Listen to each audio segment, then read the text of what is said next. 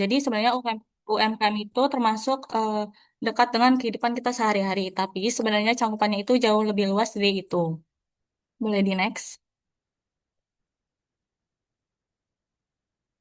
Nah, menurut peraturan pemerintah nomor 7 tahun 2021 pada pasal 1, untuk usaha mikro sendiri memiliki definisi yaitu usaha produktif milik orang, perorangan, dan atau badan usaha perorangan yang memenuhi kriteria usaha mikro sebagaimana diatur dalam peraturan pemerintah.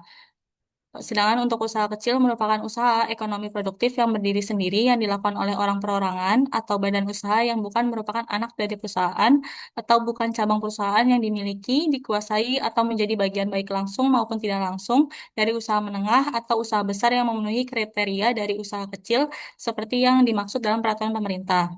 Kemudian untuk usaha menengah sendiri merupakan usaha ekonomi produktif yang berdiri sendiri yang dilakukan oleh orang perorangan atau badan usaha yang bukan dari anak perusahaan atau cabang perusahaan yang dimiliki, dikuasai, atau menjadi bagian baik langsung maupun tidak langsung dengan usaha kecil atau usaha besar yang telah memenuhi kriteria usaha menengah seperti yang diatur dalam peraturan pemerintah. Jadi masing-masing antara usaha mikro, kecil, dan menengah mempunyai kriteria klasifikasinya sendiri. Boleh di next.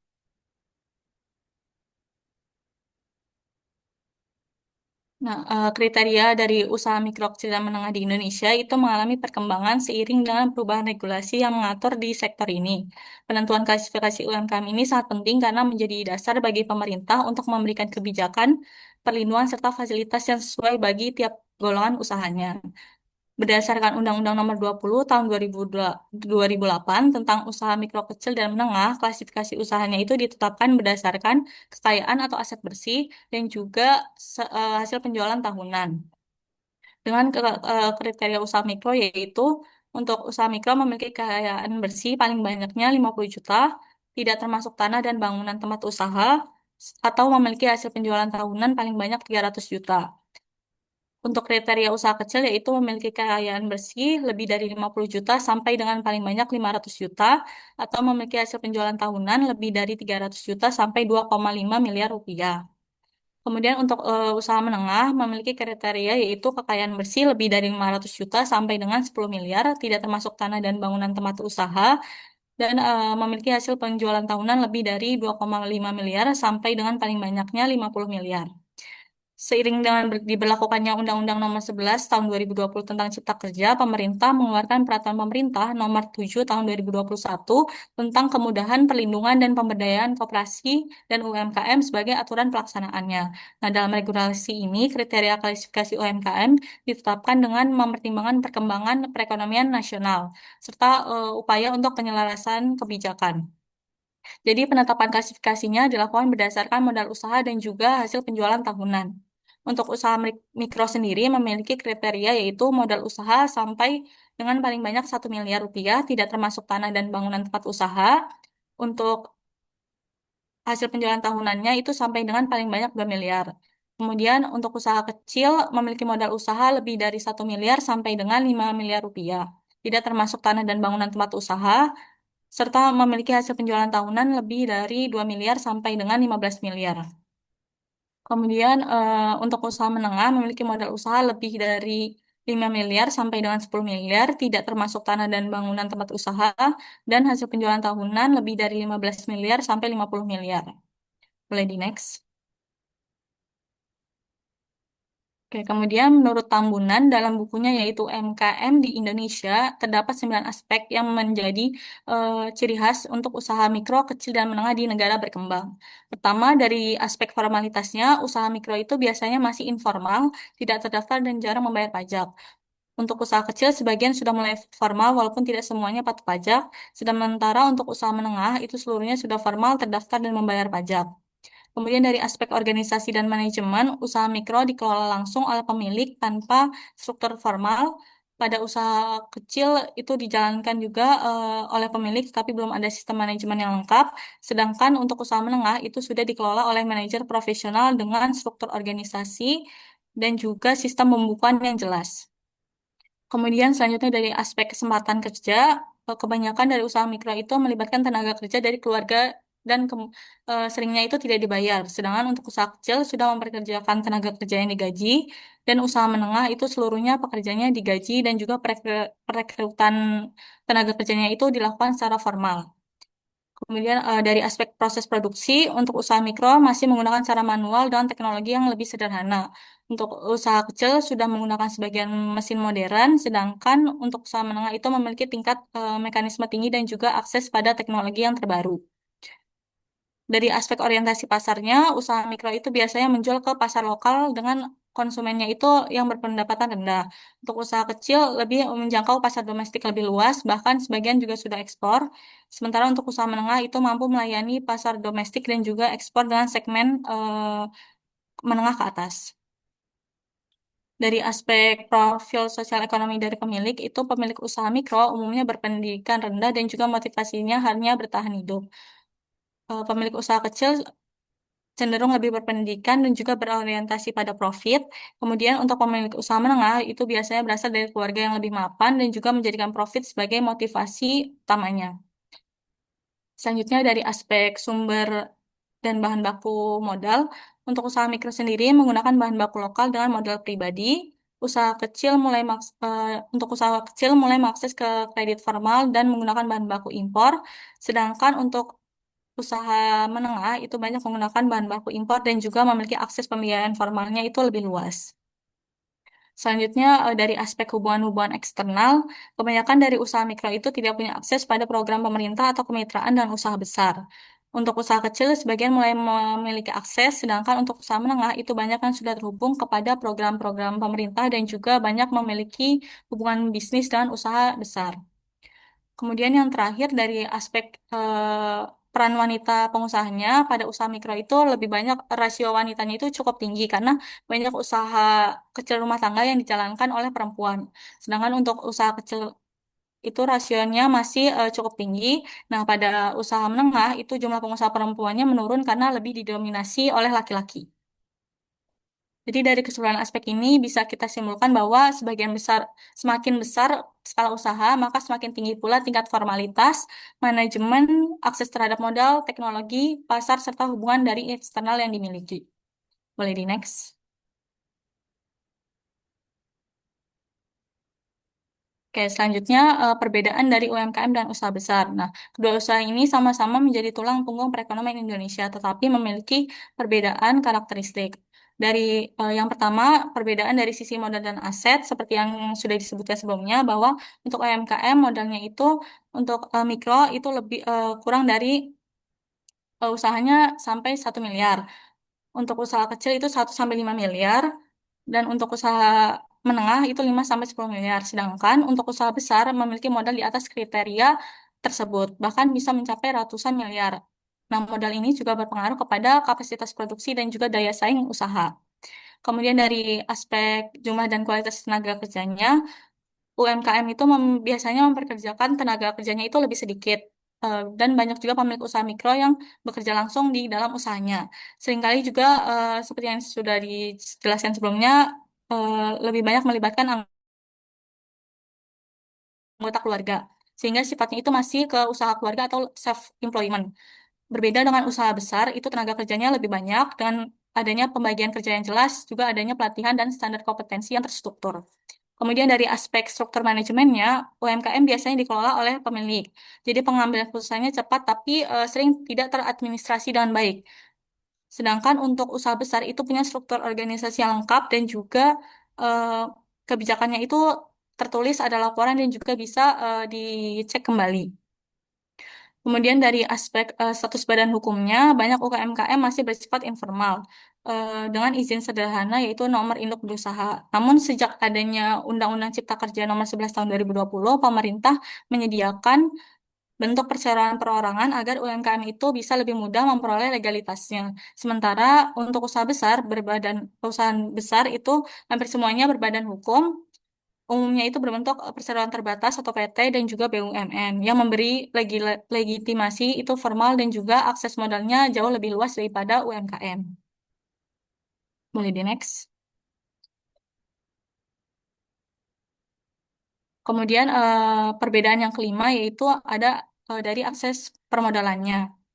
UMKM seringkali mengalami kesulitan untuk mengakses dari pembiayaan formalnya, yaitu pinjaman bank karena keterbatasan dari agunan dan juga laporan keuangannya yang belum lengkap. Karena itu pemerintah memberikan fasilitas khusus seperti kredit usaha rakyat dengan bunga rendah.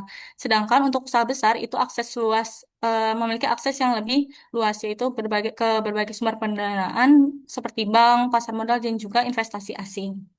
Kemudian perbedaan yang keenam yaitu dari jangkauan pasarnya. UMKM umumnya itu terbatas pada wilayah lokal atau regional. Tetapi dengan perkembangan digital saat ini, banyak UMKM yang mulai menjual produknya itu lewat e-commerce dan juga media sosial, sehingga bisa menjangkau pasar nasional bahkan internasional. Kemudian untuk usaha besarnya itu sudah memiliki jaringan distribusi yang lebih luas, baik di dalam negeri maupun di pasar global.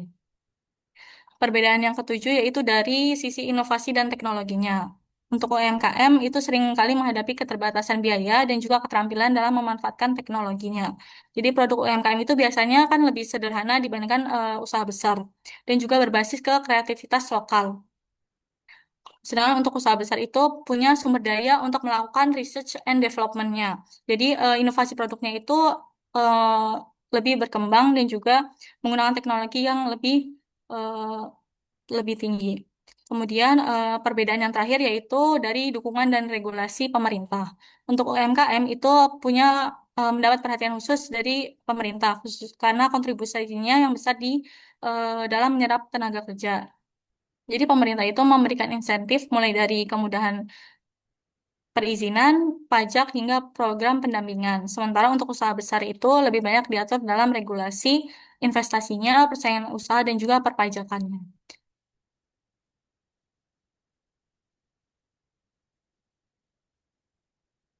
Oke, untuk materi selanjutnya akan disampaikan oleh rekan saya.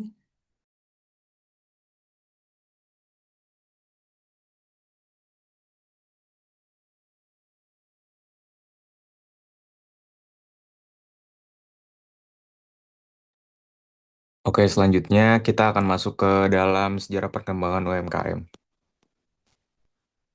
Dari sejarahnya sendiri memang sejarah perkembangan usaha mikro, kecil dan menengah atau UMKM di Indonesia itu tidak bisa dilepaskan dari dinamika sosial politik dan ekonomi bangsa. UMKM itu sudah hadir dari awal masa kemerdekaan kita dari 1945 sampai 1960 dikenal sebagai usaha rakyat berbasis pertanian, perdagangan kecil dan kerajinan pemerintah menekankan peran koperasi sebagai sokoguru ekonomi. Selanjutnya kepada masa Orde Baru di tahun 1966 sampai 1998, pemerintah mulai meluncurkan kredit dan pemberian usaha kecil. Namun UMKM seringkala bersaing dengan usaha besar. Saat krisis tahun 1997 sampai 1998, UMKM justru lebih tangguh dan menjadi penyelamat ekonomi. Era evo- Era reformasi tahun 1998 sampai dengan sekarang, terbitlah Undang-Undang Nomor 20 Tahun 2008 tentang UMKM. Pemerintah mendorong akses pemodalan atau KUR, pelatihan dan pembinaan UMKM diakui sebagai pilar ekonomi nasional. Sampai sekarang masuklah ke era digitalisasi di mana UMKM mulai memanfaatkan e-commerce yang sering kita gunakan, Shopee, Tokopedia, TikTok, dan lain sebagainya untuk memperluas pasar dan memperkuat daya saing global dan juga meningkatkan kontribusi terhadap devisa. Bisa di next.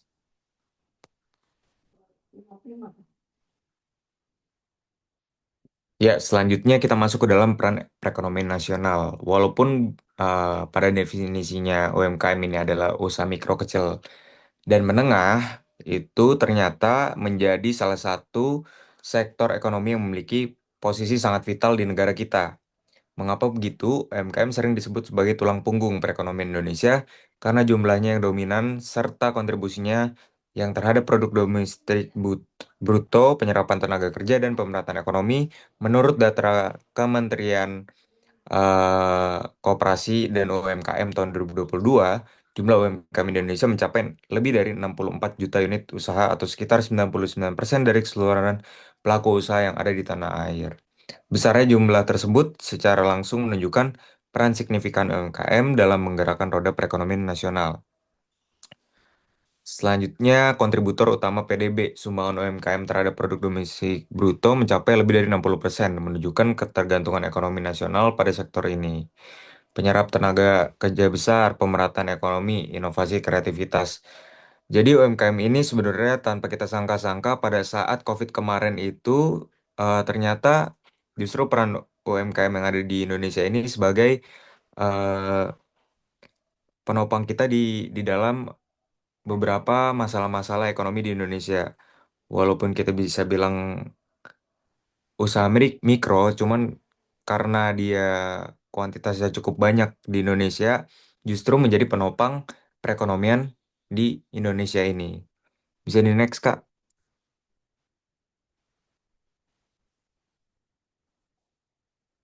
Ya, selanjutnya untuk profil UMKM Indonesia atau sektor usaha bisa dilanjutkan oleh teman saya. Baik, selanjutnya yaitu profil UMKM di Indonesia berdasarkan sektor usaha. UMKM di Indonesia tersebar dalam berbagai sektor ekonomi dan sebagian besar berkaitan langsung dengan kebutuhan masyarakat sehari-hari. Data resmi menunjukkan bahwa UMKM di Indonesia tersebar di berbagai sektor usaha. Berdasarkan data Kadin atau Kementerian UMKM per 31 Desember 2024, yang pertama yaitu sektor perdagangan besar dan eceran reparasi kendaraan. Sektor perdagangan besar dan eceran reparasi kendaraan ini merupakan sektor dengan perusahaan paling besar. Banyak UMKM beroperasi di pasar eceran, grosir, pasar tradisional, toko kelontong, pedagang keliling, hingga penjual daring melalui marketplace. Besarnya jumlah UMKM di sektor perdagangan disebabkan oleh hambatan masuk yang mudah, kebutuhan modal awal yang relatif kecil, serta tingginya permintaan masyarakat terhadap barang konsumsi sehari-hari. Kondisi ini menjadikan sektor perdagangan sebagai pintu masuk utama bagi masyarakat yang memulai usaha kecil, sehingga jumlah unitnya terus mendominasi dibanding sektor lainnya. Menjadi sektor yang paling dominan dengan jumlah sekitar 14,43 juta unit UMKM, ini mencakup toko kelontong, warung, kios, hingga mobil dan motor. Yang kedua yaitu sektor penyediaan akomodasi serta makanan dan minuman. Sektor penyedia akomodasi serta makanan dan minuman ini menjadi salah satu penyumbang paling penting pertumbuhan UMKM di Indonesia. Jenis usaha yang berkembang di sektor ini antara lain rumah makan sederhana, warung kopi, usaha catering, hingga penginapan kecil seperti homestay atau guest house. Perkembangan sektor ini sangat erat kaitannya dengan pariwisata, di mana daerah seperti Bali, Yogyakarta, dan Lombok menjadi pusat pertumbuhan UMKM kuliner dan akomodasi. Selain itu, subsektor kuliner juga termasuk bagian inti dari ekonomi kreatif Indonesia yang mampu menyerap banyak tenaga kerja sekaligus mendorong daya tarik wisata lokal. Sektor ini mencapai 6,40 juta unit UMKM seperti warung makan, restoran kecil, catering, rumah, kos, hingga usaha kuliner. Selanjutnya yaitu sektor industri pengolahan. Usaha rumah tangga dan skala kecil adalah mayoritas industri pengolahan UMKM. Industri makanan dan minuman, konveksi pakaian, tekstil, furnitur, dan kerajinan tangan adalah beberapa contoh bisnisnya. Sektor ini memainkan peran penting dalam meningkatkan nilai hasil pertanian, perikanan, dan perkebunan seperti pengolahan kopi, hasil laut, dan produk olahan pangan lokal. Ada sekitar 4,16 juta unit UMKM yang bergerak di pengolahan bahan mentah menjadi produk bernilai tambah. Misalnya industri makanan olahan, kerajinan batik, dan pakaian jadi. Walaupun UMKM sektor pengolahan memainkan peran penting dalam perekonomian, mereka masih menghadapi masalah besar. Ini termasuk kekurangan teknologi produksi, kapasitas manajemen yang rendah, dan kesulitan untuk masuk ke pasar ekspor. Menurut data BPS 2022, salah satu kontributor terbesar terhadap output UMKM di Indonesia adalah sektor pengolahan. Boleh di next. Selanjutnya yaitu ada sektor jasa lainnya. Sektor jasa lainnya memiliki cakupan yang sangat luas, mulai dari salon, laundry, bengkel, kursus non-formal, hingga layanan digital seperti desain grafis atau konsultan IT. UMKM di sektor ini lebih banyak dijalankan oleh mikro karena fleksibilitas yang tinggi dan kebutuhan modal yang rendah. Dengan berkembangnya teknologi digital, UMKM jasa lainnya semakin mudah memasarkan produk mereka melalui platform online. Ini memungkinkan pelaku usaha untuk memperluas jangkauan pelanggan mereka tanpa batasan lokasi. Menurut penelitian Aminullah, digitalisasi juga mendorong pertumbuhan UMKM di industri jasa, khususnya yang berkaitan dengan layanan kreatif dan layanan informal. Dalam sektor ini, sekitar 1,9 unit UMKM termasuk laundry, salon, percetakan, jasa kebersihan, hingga jasa pendidikan non-formal. Yang terakhir yaitu ada sektor transportasi dan pergudangan. Angkutan darat skala kecil seperti angkot, ojek, perjalanan, hingga jasa kurir lokal dan penyimpanan barang adalah bagian dari sektor transportasi dan pergudangan yang dikelola oleh perusahaan kecil dan menengah atau UMKM. Dengan pertumbuhan e-commerce yang pesat di Indonesia, pertumbuhan sektor ini semakin besar.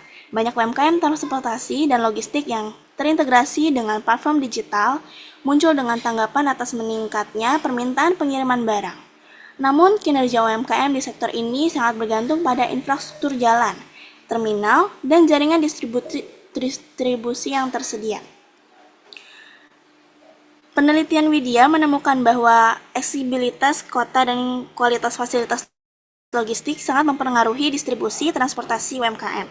Dalam sektor ini ada sekitar 1,16 juta unit UMKM meliputi ojek, travel, penyewaan kendaraan, hingga usaha ekspedisi kecil. Boleh di next?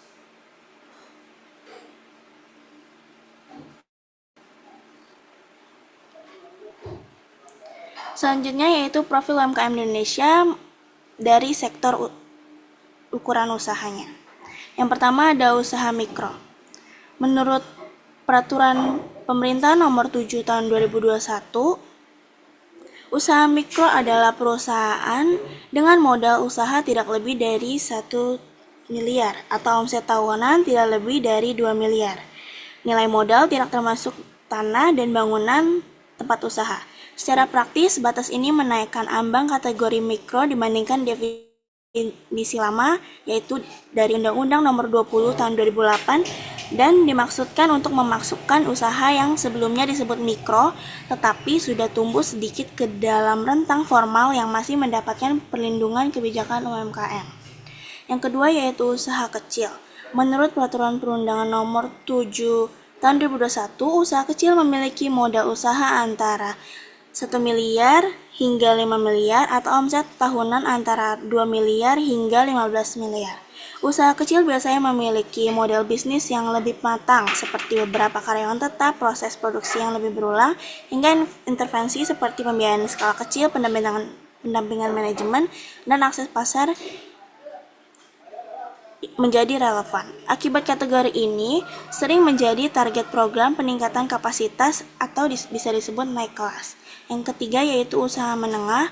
Menurut Peraturan Perundangan Nomor 7 Tahun 2021, usaha menengah mencakup modal usaha lebih dari 5 miliar hingga 10 miliar atau omset tahunan antara 5 miliar hingga 50 miliar. Seringkali kelompok ini memiliki struktur usaha yang lebih formal, kapasitas produksi yang lebih besar, dan peluang untuk mengintegrasi ke dalam atau mengekspor rantai pasokan nasional. Akibatnya, kebijakan yang ditujukan kepada mereka berfokus pada mendorong industrialisasi yang lebih ringan, akses ke pembiayaan, investasi, dan peningkatan daya saing. Bisa di next. Selanjutnya yaitu profil UMKM di Indonesia berdasarkan lokasi UMKM. 10 provinsi terbesar persebaran UMKM di Indonesia yaitu pertama ada di Jawa Barat. Jawa Barat merupakan provinsi dengan jumlah UMKM terbesar di Indonesia. Sektor dominan adalah perdagangan besar dan eceran, makanan minuman, serta industri tekstil dan produk pakaian. Faktor pendorongnya adalah populasi besar, dekat ke Jakarta, serta pasar yang luas. UMKM tersebar di wilayah perkotaan seperti Bandung, Bekasi, Bogor, dan untuk di pedesaan seperti Tasikmalaya dan Garut. Menurut BPS, Jawa Barat menduduki posisi teratas jumlah UMKM nasional. Yang kedua yaitu di Jawa Tengah. Jawa Tengah merupakan provinsi dengan kontribusi UMKM yang besar, terutama pada industri pengolahan, batik, mebel, dan pakaian olahan. Sebaran UMKM merata di kota-kota seperti Solo, Pekalongan, Kudus, dan Jepara. Faktor pendorongnya adalah tradisi wirausaha, kesediaan tenaga kerja, serta basis bahan baku lokal. Menurut BPS Jawa Tengah, UMKM mendorong struktur perekonomian provinsi. Yang ketiga yaitu di Jawa Timur. Jawa Timur menempati peringkat ketiga dengan UMKM tersebar di Surabaya, Malang, Sidoarjo, dan Banyuwangi. Sektor dominan adalah perdagangan, makanan minuman, kerajinan, serta agribisnis. Dukungan infrastruktur, pelabuhan, dan bahan baku lokal memperkuat peran UMKM sebagai penopang ekonomi. Yang keempat yaitu di DKI Jakarta. Meskipun luas wilayah kecil, DKI Jakarta memiliki kepadatan UMKM tertinggi. Sektor dominan meliputi jasa, perdagangan, makanan minuman, dan bisnis berbasis digital. Sebagian besar UMKM di Jakarta berorientasi pada urban dan memanfaatkan e-commerce. Bisa di next.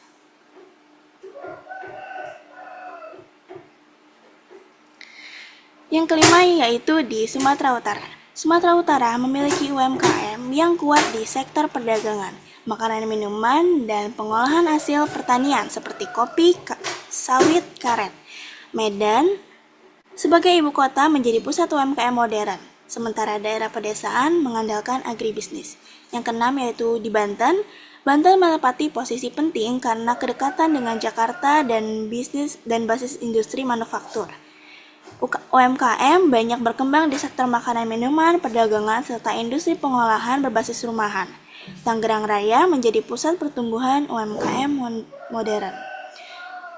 Yang ketujuh yaitu Sulawesi Selatan. Sulawesi Selatan, khususnya Makassar, menjadi pusat UMKM di kawasan timur Indonesia. Sektor dominan adalah perdagangan, jasa, makanan minuman, dan produk laut. UMKM di Sulawesi Selatan dapat mendapat dukungan pasar regional dan koneksivitas pelabuhan. Yang ke-8 ada Bali. UMKM di Bali berkembang pesat terutama di sektor pariwisata, penyediaan akomodasi, makanan minuman, kerajinan, dan seni. UMKM di Bali sangat terhubung dengan pasar wisatawan lokal maupun internasional. Pandemi sempat memukul sektor ini, namun pemulihan cepat terjadi pada tahun 2020 sampai 2023. Yang ke-9 yaitu di Lampung. Lampung menjadi salah satu sentra UMKM di Sumatera, terutama di sektor agroindustri seperti kopi, singkong, dan lada. UMKM tersebar di Bandar Lampung dan kabupaten penghasil pertanian. Yang terakhir yang ke-10 yaitu Kalimantan Timur. Kalimantan Timur menunjukkan pertumbuhan UMKM di sektor perdagangan, makanan minuman, dan jasa penunjang, kegiatan pertambangan, serta perkebunan. Samarinda dan Papan menjadi pusat utama UMKM modern. Boleh di next? Oke, selanjutnya tantangan utama yang dihadapi oleh UMKM. Beberapa tantangan utama yang dihadapi oleh UMKM di Indonesia yaitu yang pertama akses pembiayaan atau access to finance. Banyak UMKM di Indonesia masih kesulitan mendapatkan pembiayaan karena tidak memiliki dokumen legal yang memadai, agunan formal, atau pembukuan yang rapi. Banyak usaha mikro, kecil, dan menengah tidak dapat dikreditkan. Selain itu, sisi penawaran menghadapi masalah karena produk kredit komersial seringkali tidak memenuhi kebutuhan bisnis mikro. Pelaku UMKM mengandalkan modal sendiri, pinjaman informal dari keluarga atau komunitas, atau pinjaman berbunga tinggi. Ini membatasi mereka untuk berinvestasi dalam teknologi baru, ekspansi pasar, atau meningkatkan kapasitas. Menurut analisis empiris dan tinjauan kebijakan, kendala pembiayaan mempengaruhi kinerja dan skala UMKM dan memperlambat kemajuan mereka. Yang kedua yaitu keterbatasan kapasitas manajerial dan human capital. Banyak UMKM tidak memiliki kemampuan manajemen yang diperlukan. Ini termasuk perencanaan bisnis, pemasaran, pengelolaan keuangan, dan penguasaan teknik produksi yang efektif. mengelola pertumbuhan, memenuhi standar kualitas, dan memanfaatkan peluang digital dan ekspor adalah tantangan bagi perusahaan yang tidak memiliki pengetahuan manajemen ini. Menurut penelitian dan survei lapangan, peningkatan modal manusia yang mencakup pelatihan, mentoring, dan akses ke pendidikan kewirausahaan memiliki korelasi kuat dengan inovasi produk dan kinerja usaha. Oleh karena itu, program pendamping dan pelatihan intensif dianggap sebagai komponen penting dari intervensi. Yang ketiga yaitu regulasi, perizinan, dan biaya kepatuhan. Beban regulasi dan prosedur perizinan yang kompleks kadang menjadi penghalang terutama bagi pelaku usaha yang tidak mempunyai kapasitas administrasi. Walau ada upaya regulasi dan kemudahan lewat peraturan Perundangan Nomor 7 Tahun 2021, implementasi di lapangan seperti persyaratan pendaftaran, perpajakan, dan standar keamanan produk masih membingungkan sebagian pelaku UMKM. Hal ini menyebabkan sebagian UMKM memilih tetap informal sehingga kehilangan akses ke program dukungan dan pembiayaan formal. Studi kasus dan analisis kebijakan merekomendasikan penyebarluasan prosedur dan sosialisasi yang lebih intensif. Bisa di next.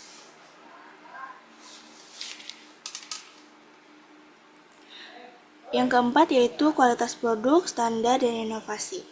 Banyak UMKM menghadapi tantangan dalam menjaga konsistensi mutu produk, mendapatkan sertifikasi HACCP SNI halal untuk pasar tertentu, serta mengembangkan inovasi produk yang memenuhi preferensi konsumen modern.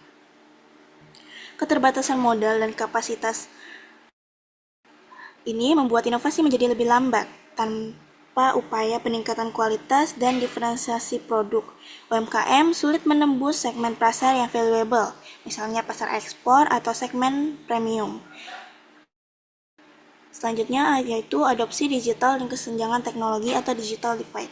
Digitalisasi membuat peluang pasar baru, marketplace, pembayaran digital, atau pemasaran online. Namun, tingkat adopsi teknologi di antara UMKM sangat bervariasi dipengaruhi oleh keterampilan digital, biaya investasi teknologi, dan kualitas infrastruktur seperti internet atau broadband. Studi sistematik mengidentifikasi hambatan implementasi digital, rendahnya literasi digital pemilik usaha, keterbatasan awal modal untuk perangkat lunak atau hardware, dan kurangnya integrasi antara pelaku platform dengan rantai pasok lokal. Kesenjangan digital juga bersifat geografis. Di daerah luar Jawa cenderung tertinggal sehingga peluang e-commerce belum merata. Bisa di next.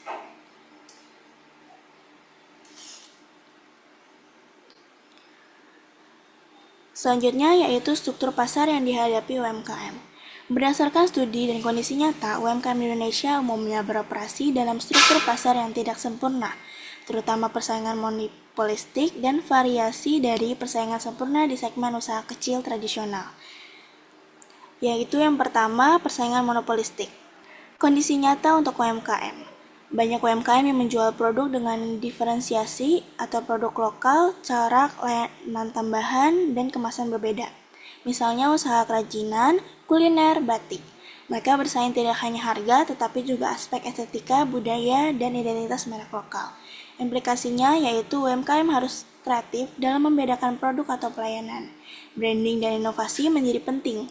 Kesulitan dalam skala besar karena biaya branding, promosi, dan kualitas harus konsisten. Yang kedua yaitu persaingan di pasar tradisional atau sempurna di skala lokal. Kondisi nyata untuk UMKM yaitu untuk usaha seperti warung kelontong, pedagang sayur atau buah di pasar tradisional. Banyak penjual, produk relatif homogen, skala kecil, hambatan masuk rendah. Dalam banyak kasus, hampir mendekati kondisi persaingan sempurna di lingkup lokal. Implikasinya yaitu margin rendah, kompetisi harga sangat ketat, usaha mudah bertahan tapi sulit tumbuh besar. Boleh di next?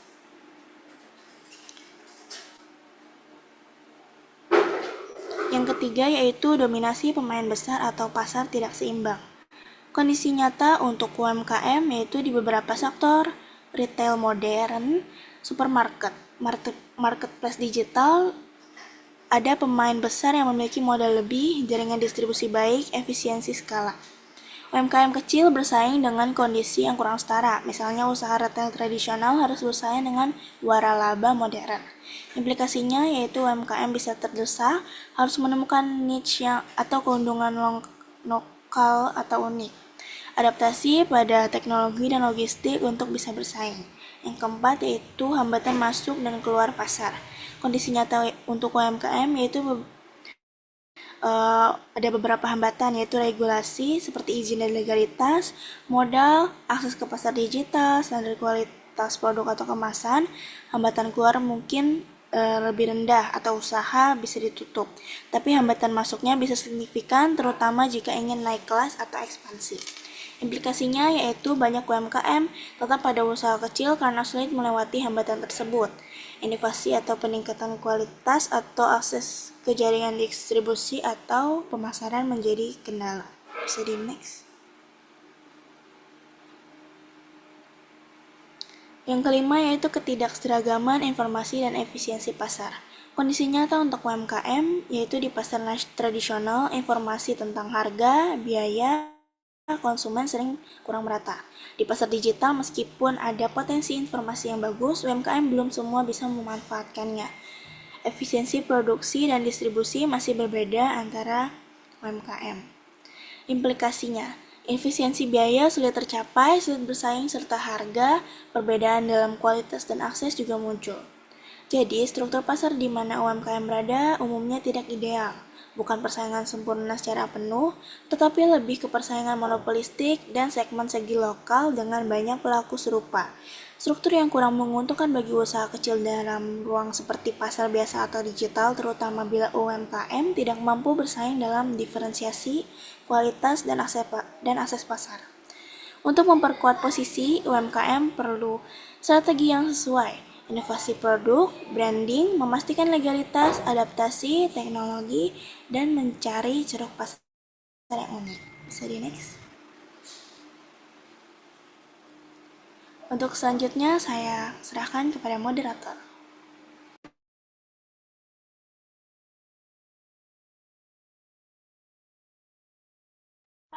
Oke, selanjutnya sampailah kita kepada kesimpulan. Jadi bisa kita simpulkan bahwa usaha mikro kecil dan menengah atau UMKM ini merupakan tulang punggung perekonomian Indonesia karena berkontribusi besar terhadap PDB, penyerapan tenaga kerja, dan pemerataan pembangunan dibandingkan usaha besar. UMKM memiliki karakteristik unik serta mendukung melalui regulasi dan kebijakan. Namun, UMKM masih menghadapi tantangan seperti keterbatasan akses pemodalan, rendahnya kapasitas manajerial, kualitas produk yang belum konsisten, kesenjangan dalam kesenjangan dalam pemanfaatan. Oleh karena itu diperlukan strategi inovatif dan dukungan kebijakan yang berkesinambungan antar UMKM mampu meningkatkan daya saing, naik kelas, dan berperan lebih besar di tingkat global. Untuk saat ini memang pemerintah sudah eh, banyak melakukan kebijakan-kebijakan yang sifatnya ada mendukung UMKM. Salah satunya adalah yang lagi marak saat ini adanya KUR atau kredit usaha rakyat. Itu merupakan salah satu inovasi pemerintah dan juga usaha pemerintah untuk mengembangkan UMKM di Indonesia dan tentunya untuk lebih menopang lagi pertumbuhan perekonomian di Indonesia. Kurang lebihnya saat ini presentasinya seperti itu. Kita mungkin akan masuk ke sesi tanya jawab. Untuk teman-teman yang ingin bertanya, dipersilahkan.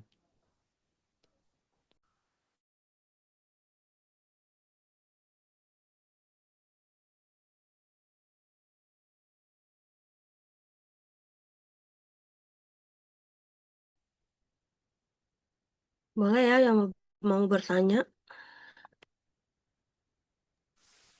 Ya, minta perwakilannya dong teman-teman per kelompok untuk bertanya. Sebentar, Mas Satria.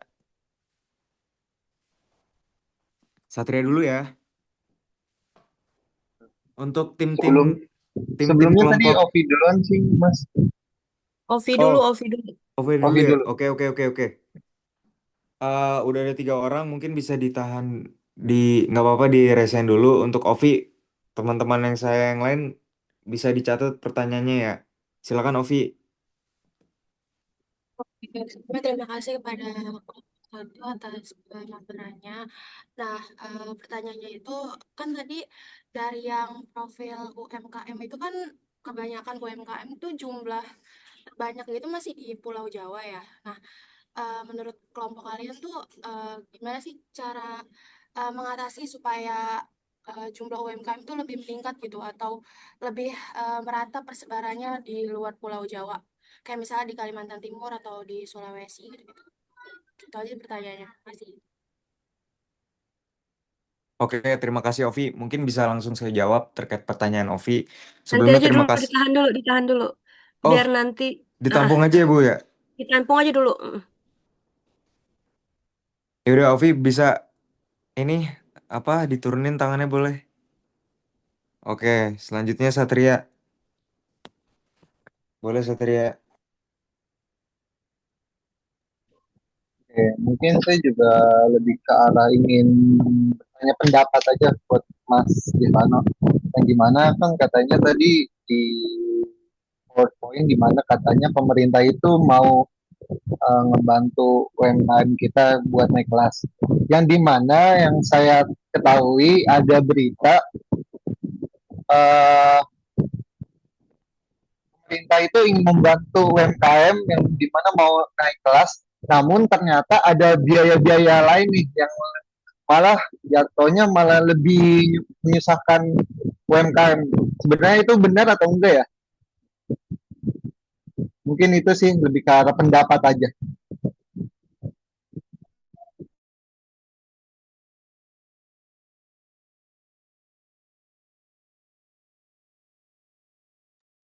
Oke, terima kasih Satria atas pertanyaannya. Sudah tercatat. Selanjutnya boleh Dava dipersilahkan. Baik, terima kasih kepada kelompok satu atas pemaparannya yang sangat luar biasa. Saya ingin bertanya, tadi kan di dalam jangkauan pasar sebutkan bahwa UMKM sudah ada yang mulai memasuki pasar global lewat digital. Boleh berikan contohnya? Dan jika masuki pasarnya uh, lewat marketplace, adakah cara UMKM untuk menembus pasar global tanpa bergantung pada marketplace? Soalnya kan tadi dalam presentasi kalian juga disebutkan bahwa banyak UMKM yang belum melek digital lah hitungannya. Kayak gitu ya sih pertanyaan dari saya. Terima kasih.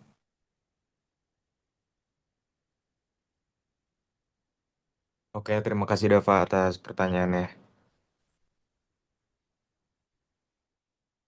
Oke, untuk menjawab beberapa pertanyaan yang sudah ditanyakan tadi, mungkin saya ingin meminta waktunya sebentar untuk berdiskusi dengan teman-teman kelompok saya.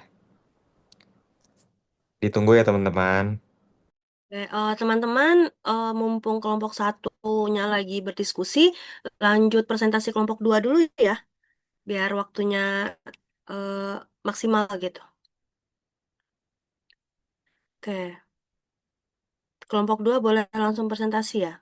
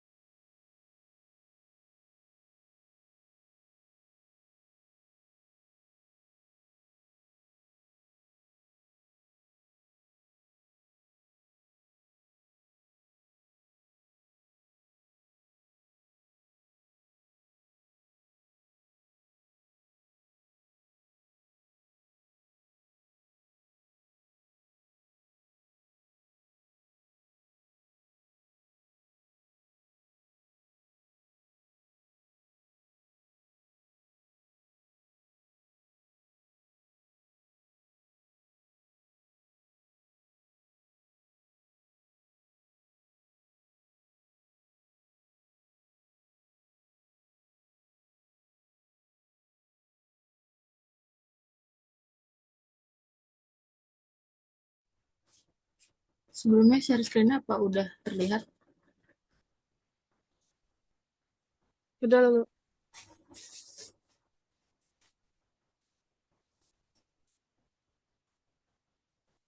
Oke. Assalamualaikum warahmatullahi wabarakatuh. Selamat pagi Bu Ringga dan teman-teman semua. Kami dari kelompok 4 izin untuk mempresentasikan hasil diskusi kami terkait kontribusi UMKM terhadap perekonomian.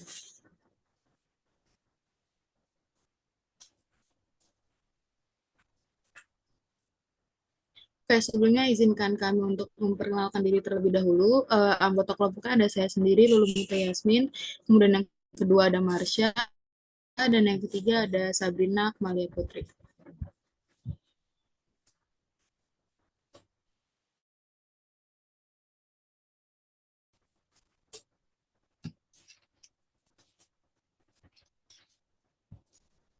Oke, untuk materi pembahasan yang akan dibahas di sini ada 7 materi. Yang pertama ada pengertian dan juga karakteristik UMKM. Yang kedua ada kontribusi UMKM terhadap PDB. Yang ketiga kontribusi UMKM melalui penciptaan lapangan kerja. Yang keempat kontribusi UMKM terhadap pemberdayaan SDM. Yang kelima kontribusi UMKM terhadap angka kemiskinan. Yang keenam hambatan dan tantangan kontribusi UMKM terhadap perekonomian. Yang terakhir adalah strategi dan juga solusi atas tantangan dan hambatan kontribusi UMKM terhadap perekonomian.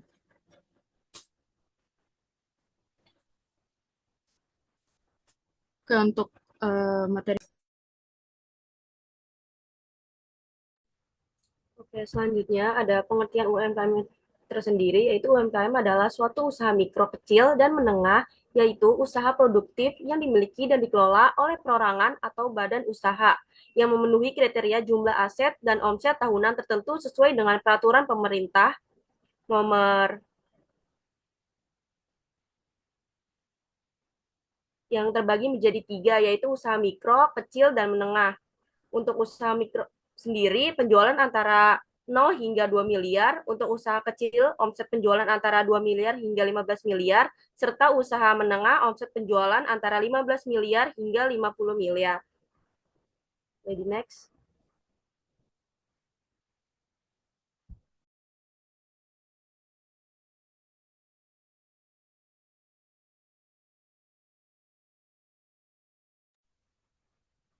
Nah, selanjutnya ada karakteristik dari UMKM tersendiri, yaitu yang pertama, modal usaha terbatas. UMKM memiliki keterbatasan modal dan struktur manajemen yang sederhana, seringkali dikelola langsung oleh pemilik atau anggota keluarga itu sendiri. Yang kedua, ada jumlah karyawan sedikit. Usaha mikro maksimal 4 karyawan, usaha kecil 5 sampai 19 karyawan, dan usaha menengah 20 sampai 99 karyawan. Jauh lebih sedikit dibandingkan perusahaan besar. Terus yang ketiga ada lokasi usaha bisa berpindah-pindah tergantung kebutuhan setiap daerah dan tingkat pada suatu lokasi. Terus yang keempat ada produk yang ditawarkan tidak tetap. Jenis barang atau komoditi yang dijual tidak selalu tetap dan bisa berganti sewaktu-waktu. Administrasi dan pengelolaan keuangan seringkali masih bercampur dengan keuangan pribadi. Yang kelima ada legalitas terbatas, yaitu sebagian besar UMKM belum memiliki surat izin usaha, nomor NPWP atau legalitas penting lainnya. Selanjutnya akan dilanjutkan oleh rekan saya.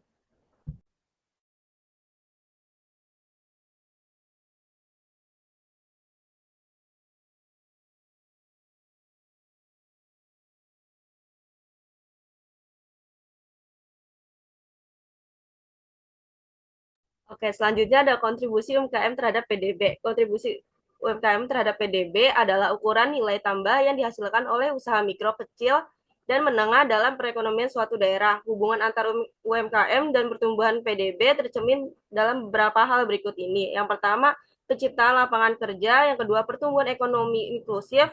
Tiga, penguatan perekonomian daerah. Keempat, peningkatan daya saing lokal. Nah, untuk tabel di samping ini memiliki kontribusi yang sangat signifikan terhadap produk domestik bruto nasional. Berdasarkan data Kementerian Koordinator Perekonomian pada tahun 2023, UMKM menyumbangkan lebih dari 60% terhadap PDB Indonesia, setara dengan 9.000 triliun. Secara persentase, angka tersebut terbilang lebih kecil ketimbang tahun sebelumnya, yang berkontribusi sekitar 61,7% terhadap PDB Indonesia.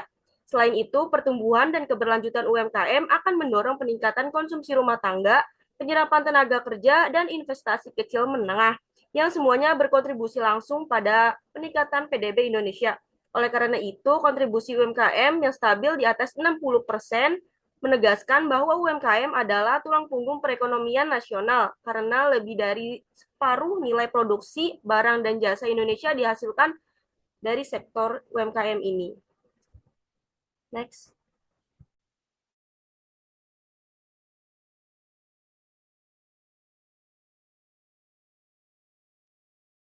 Baik, berikutnya yaitu ada kontribusi UMKM melalui penciptaan lapangan kerja, di mana UMKM ini sendiri memberikan peluang bagi masyarakat untuk bekerja, meningkatkan pendapatan, dan menciptakan peluang kewirausahaan baru di berbagai sektor. Sektor ini juga menjadi penopang utama untuk ketahanan ekonomi karena kemampuannya untuk menyerap tenaga kerja dalam jumlah besar.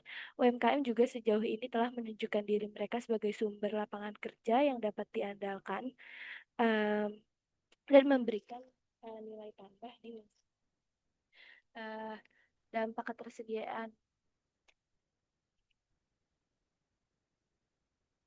Mohon maaf, apakah suara saya sudah terdengar? Masih terlalu kecil, Suaranya kecil. Apakah suara saya sudah terdengar?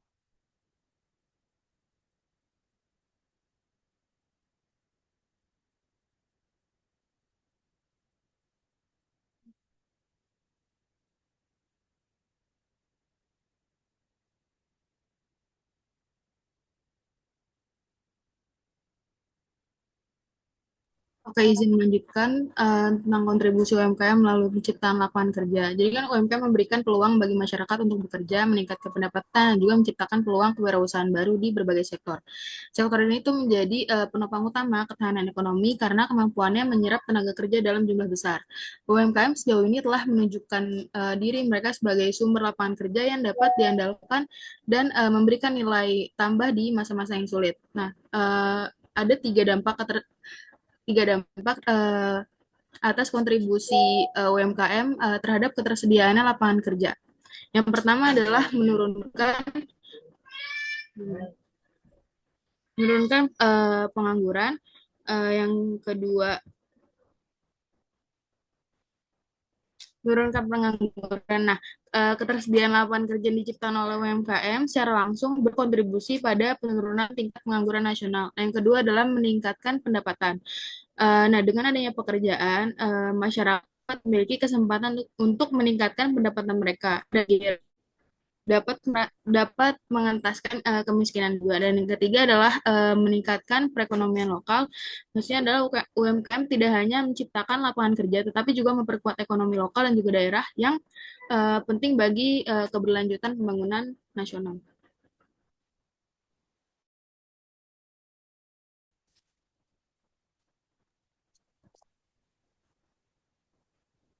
Oke, selanjutnya di sini ada kontribusi UMKM terhadap penyerapan tenaga kerja. Di sini ada data yang bersumber dari BPS, data jumlah UMKM dan juga penyerapan tenaga kerja dari tahun 2014 sampai 2018.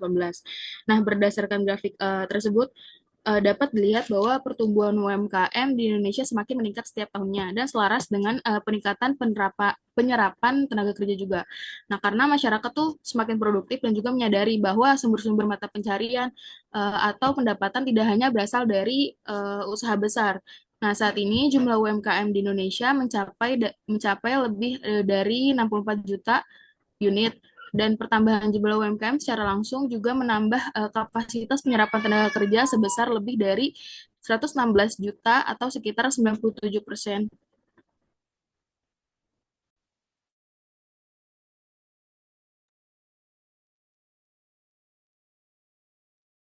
Oke, selanjutnya akan dilanjutkan oleh rekan saya.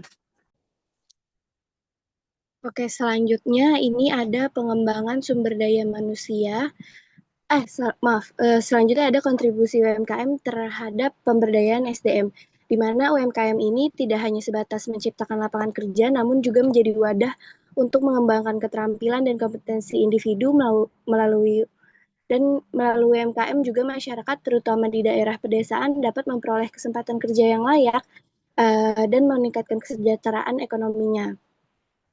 Juga UMKM memiliki peran vital dalam pemberdayaan terutama dalam beberapa aspek berikut, yaitu seperti yang sudah saya jelaskan tadi, peningkatan keterampilan dan kompetensi, di mana UMKM juga dapat memberikan seperti karyawan-karyawan UMKM-nya ini dapat pelatihan agar mereka mempunyai keterampilan untuk kemajuan karir atau bahkan memulai usaha mereka sendiri di masa depan. Yang kedua ada mendorong jiwa kewirausahaan, di mana lingkungan UMKM ini menumbuhkan jiwa wirausaha, di mana karyawan juga terlibat dalam berbagai aspek operasional dan dari produksi hingga pemasaran. Nah, pengalaman-pengalaman ini juga memberikan pemahaman yang mendalam tentang bagaimana sebuah bisnis dijalankan.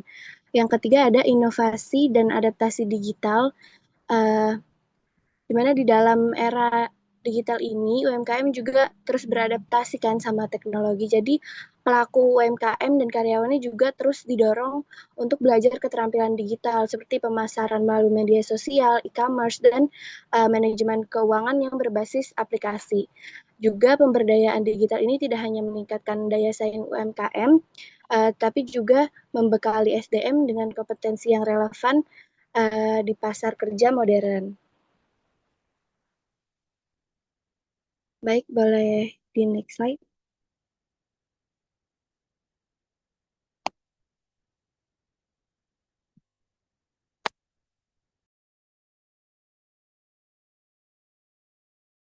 Selanjutnya ada kontribusi UMKM dapat menurunkan angka kemiskinan. UMKM sangat berkontribusi signifikan dalam meningkatkan kesejahteraan masyarakat. Beberapa di antaranya ada penciptaan lapangan kerja. UMKM berperan penting sebagai penyerap tenaga kerja terbesar di Indonesia karena mampu menampung berbagai lapisan masyarakat, mulai dari tenaga kerja yang terampil hingga yang belum memiliki keterampilan khusus. Yang kedua ada pemerataan distribusi pendapatan. UMKM memberikan peluang yang luas bagi masyarakat untuk memperoleh penghasilannya tambahan maupun utama, baik sebagai pemilik usaha maupun sebagai pekerja. Yang ketiga, pemerataan distribusi. Yang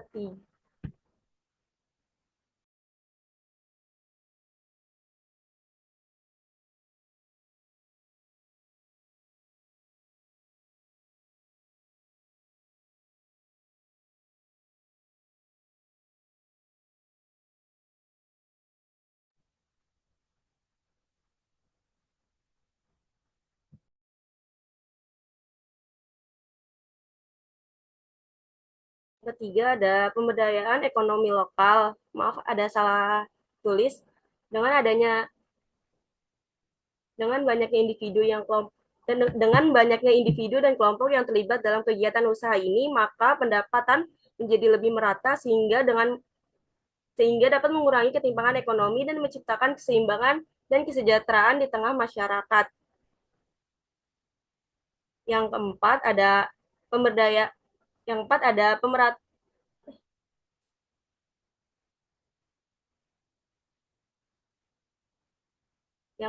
peningkatan pendapatan dan daya beli. UMKM memberikan peluang yang luas bagi masyarakat untuk memperoleh penghasilan tambahan maupun utama, baik sebagai pemilik usaha maupun sebagai pekerja.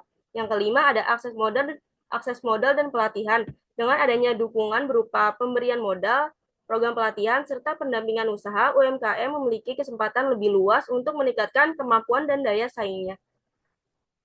Boleh di next.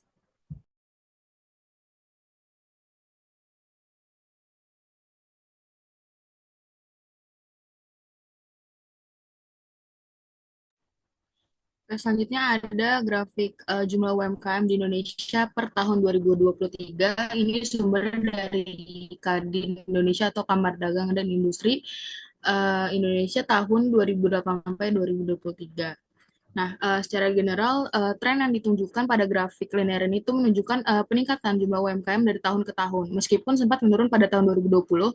Nah, dengan adanya peningkatan jumlah UMKM, berarti semakin banyak juga pelaku usaha baru yang muncul, sehingga menandakan semakin banyak masyarakat yang memperoleh kesempatan untuk mendapat pemberdayaan seperti mengembangkan keterampilan dan juga kreativitas. Dengan demikian, pertumbuhan jumlah UMKM turut mendorong peningkatan kualitas dan juga kuantitas dari SDM agar menjadi lebih produktif.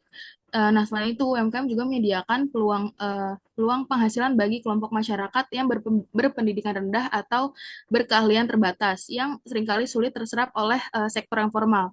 Karena dengan banyaknya jumlah UMKM, maka semakin banyak pula lapangan usaha yang memberi kesempatan kerja bagi kelompok rentan dan juga berpendapatan rendah, sehingga kemampuan memenuhi kebutuhan dasar seperti pangan, pendidikan, dan juga kesehatan ikut membaik. Nah, karena berperan langsung dalam mengurangi jumlah penduduk miskin, serta mendorong pemerataan ekonomi di daerah dan juga mengurangi kesenjangan pendapatan antar wilayah dan juga mengurangi konsentrasi kemiskinan di wilayah pedesaan karena kontribusi UMKM itu sendiri.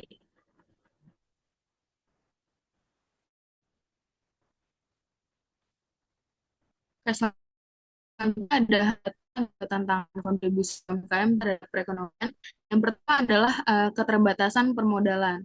Sebagian besar pelaku UMKM mengalami kesulitan eh, pembiayaan meskipun ada bantuan dari lembaga perbankan.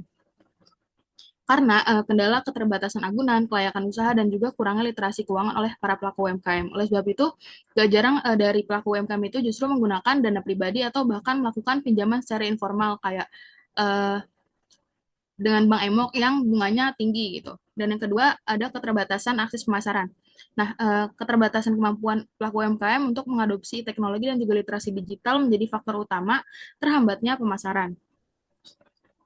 Digitalisasi UMKM tidak hanya sekedar mengembangkan produk melalui pemasaran online untuk memperluas pangsa pasar, melainkan juga mengubah cara berpikir UMKM tentang inovasi dan juga variasi produk agar dapat bersaing dengan produk impor maupun usaha besar. Yang ketiga, terbatasnya bahan baku. Banyak dari pelaku UMKM bergantung pada bahan baku lokal yang sifatnya musiman dan uh,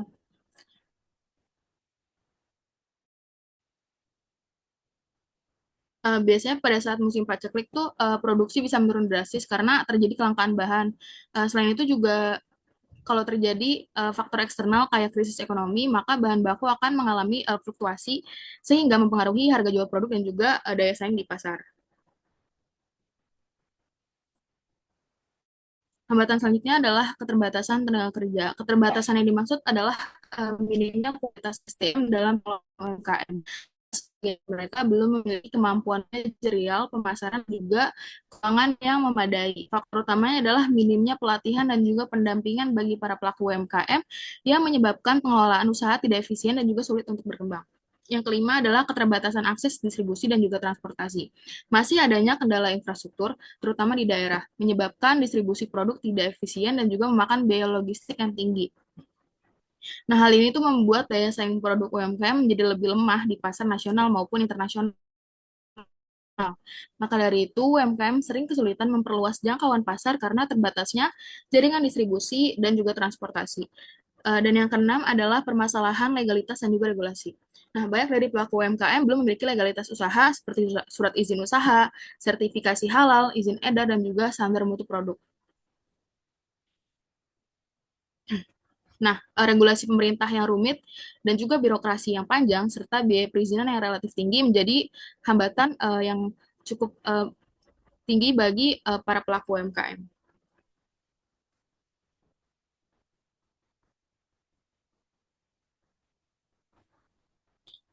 Nah, selanjutnya ada solusi dan juga hambatan dan juga tantangan dari kontribusi UMKM terhadap perekonomian. Nah, butuhkan upaya kolaboratif antara pemerintah, lembaga keuangan, swasta, dan pelaku UMKM itu sendiri untuk merumuskan langkah-langkah strategis yang mampu membuat daya saing UMKM agar dapat memberikan kontribusi optimal terhadap perekonomian. Yang pertama adalah dengan mengadakan penguatan akses permodalan. Maksudnya adalah dengan memperluas ranah pembiayaan berskala mikro seperti kredit usaha rakyat atau KUR dengan bunga yang rendah agar bisa terjangkau oleh pelaku UMKM secara menyeluruh. Selain itu, pemerintah dan juga otoritas jasa keuangan harus mendorong lembaga bank lainnya agar membuat kredit usaha mikro tanpa agunan sehingga tidak mempersulit. Solusi lain yang bisa dilakukan pemerintah adalah upaya untuk meningkatkan literasi keuangan dan juga melakukan pendampingan usaha seperti pelatihan manajemen keuangan, pengelolaan arus kas, hingga penyusunan proposal bisnis. Tujuannya itu untuk menjamin keberlanjutan usaha dan juga mendorong ekspansi UMKM itu sendiri. Yang kedua adalah dengan meningkatkan akses pasar dan juga digitalisasi. Nah, dengan memfasilitasi pelatihan digital marketing seperti cara manajemen toko online dan juga pengelolaan sosial media untuk ranah promosi. Selain itu, pemerintah juga bisa melakukan upaya dengan mengadakan program pameran atau bazar nasional maupun internasional untuk mengenalkan produk UMKM ke pasar global. Dan pelaku UMKM juga harus meningkatkan inovasi produk, variasi produk agar melakukan peningkatan kualitas juga yang tujuannya untuk memperluas jangkauan pemasaran dan juga meningkatkan daya saing produk. Yang ketiga adalah meningkatkan rantai pasok dan juga ketersediaan dari bahan baku. Nah, dengan menyediakan akses kerjasama dan juga kemitraan antara pelaku UMKM dengan produsen bahan baku yang ada seperti nelayan, petani, dan juga peternak. Nah, dengan catatan adanya pemerataan tingkat pembelian maupun penjualan bahan baku tersebut. Selain itu, pemerintah juga bisa melakukan upaya pengembangan klaster industri UMKM agar pasokan bahan baku dan distribusi lebih efisien. Jika terjadi kelangkaan, maka dapat melakukan diversifikasi sumber bahan baku dari berbagai daerah hingga mengimpor. Namun, untuk meminimalisir pengeluaran, bisa mengadakan penggunaan bahan substitusi atau inovasi produk agar produksi tidak sepenuhnya bergantung pada satu jenis bahan baku. Tujuannya itu untuk menjamin kelancaran produksi dan juga stabilitas harga. Yang ketiga adalah meningkatkan kualitas SDM dengan mengadakan pelatihan dan juga sertifikasi keterampilan teknis dan juga manajerial yang bekerja sama langsung dengan pihak sekolah maupun kampus sebagai mitra penyalur tenaga kerja. Selain itu, dengan mengadakan mentoring ataupun pendampingan berkelanjutan oleh pelaku usaha besar kepada pelaku UMKM dalam program kemitraan. Nah, tujuannya itu untuk meningkatkan kapasitas manajerial dan juga produktivitas dari tenaga kerja UMKM itu sendiri. Yang kelima adalah melakukan perbaikan infrastruktur sebagai akses distribusi. Nah, dengan mengadakan pembangunan infrastruktur, transportasi, dan juga logistik untuk mobilitas kegiatan UMKM, serta memeratakan akses internet di daerah yang banyak terdapat pelaku UMKM untuk memudahkan promosi dan juga pemasaran secara digital. Selain itu, bisa melakukan kerjasama dengan perusahaan logistik, misalnya Pos Indonesia, JNE, atau Si Cepat, untuk memberikan tarif pengiriman khusus bagi pelaku UMKM agar biaya pengiriman lebih terjangkau, dan dengan membangun pusat distribusi regional untuk mempercepat alur barang dari produsen ke pasar untuk diperjualbelikan. Tujuannya itu untuk menurunkan biaya logistik dan juga memperluas jangkauan pasar bagi UMKM. Yang terakhir adalah menyederhanakan proses legalitas dan juga regulasi. Nah, menyederhanakan proses perizinan melalui online single submission atau OSS dan juga memberikan pendampingan teknis atau bisa dengan memberikan subsidi biaya sertifikasi halal, izin edar ataupun standar mutu produk.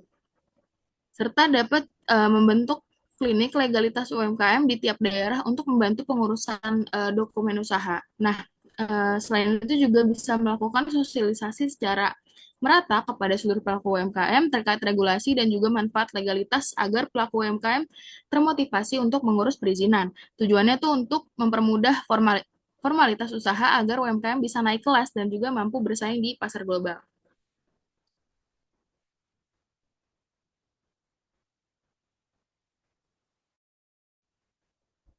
Selanjutnya akan dijelaskan oleh rekan saya.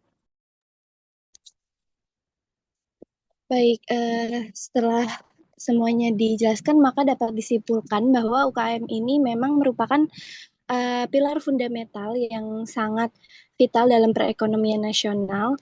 UMKM juga tidak hanya menjadi pelengkap, melainkan juga motor penggerak utama pertumbuhan ekonomi sekaligus penyedia lapangan kerja. Meskipun memiliki kontribusi besar, UMKM juga masih menghadapi berbagai hambatan dan tantangan yang dapat mengurangi efektivitas perannya.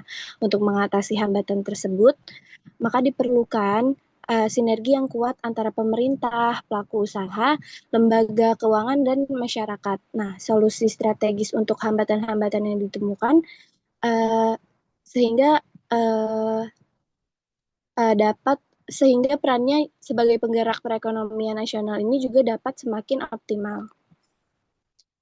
Itu. Sekian dari saya kembalikan ke moderator.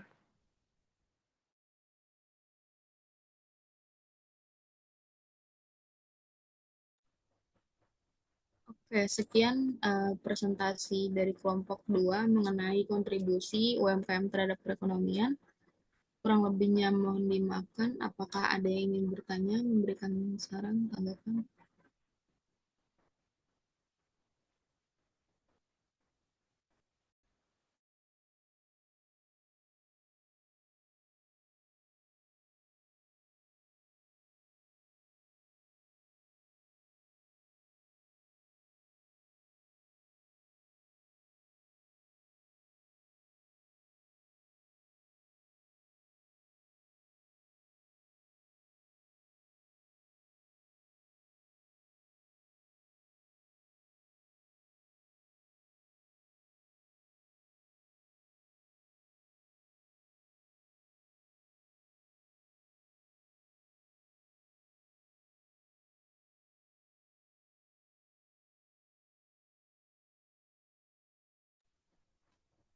Oke, boleh sih, Pak. Oke, baik. Sebelumnya terima kasih kesempatannya. Kelompok 2, mungkin izin bertanya sedikit aja ya. Kan seperti yang kita tahu, kalau misalnya pasar global sekarang tuh makin terbuka ya, banyak produk-produk impor, produk-produk dari luar negeri yang murah yang masuk ke Indonesia.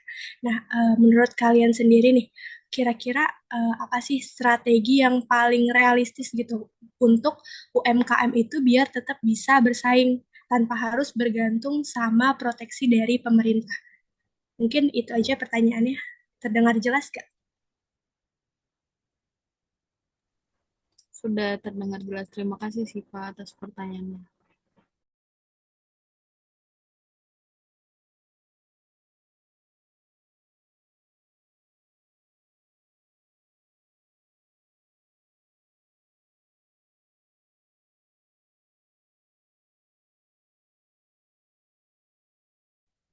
Ada lagi yang mau bertanya untuk kelompok 2?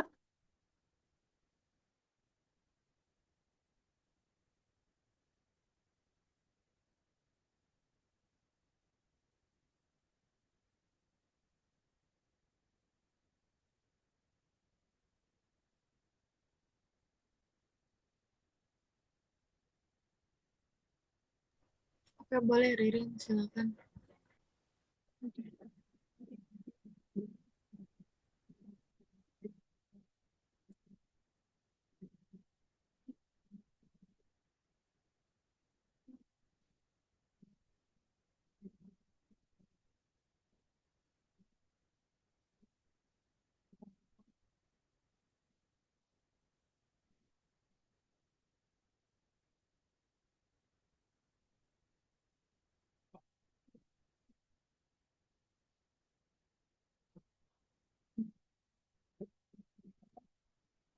Ririn, suaranya nggak terdengar, Ririn.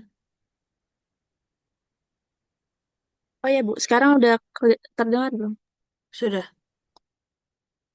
Oke, mungkin saya ulangi ya. Tadi kan saya notice di bagian kalau UMKM itu akan menyediakan lapangan pekerjaan yang cukup luas ya.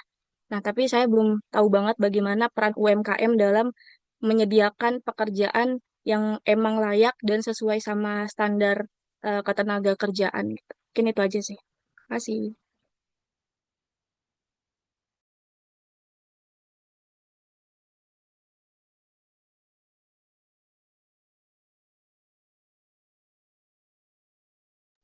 Oke, Ririn, terima kasih atas pertanyaannya.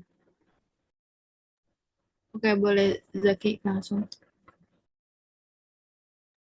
Oke, terima kasih Lulu atas kesempatannya. Mau nanya aja, kan tadi dijelasin yang kata peran UMKM ya dalam menjaga ketahanan ekonomi di pastian yang sekarang. Itu sejauh mana sih peran UMKM mampu membantu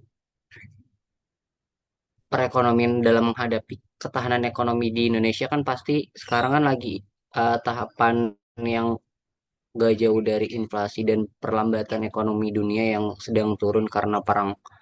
Itu ada nggak sih kayak peran UMKM-nya sendiri? Dan menurut kelompok, ada nggak sih digitalisasi yang mampu mengatasi keterbatasan dari peran tersebut?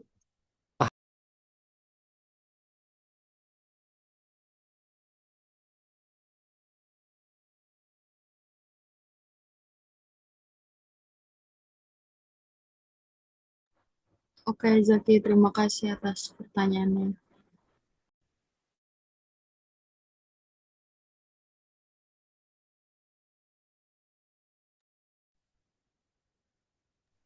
Adakah yang ingin bertanya lagi untuk kelompok 2?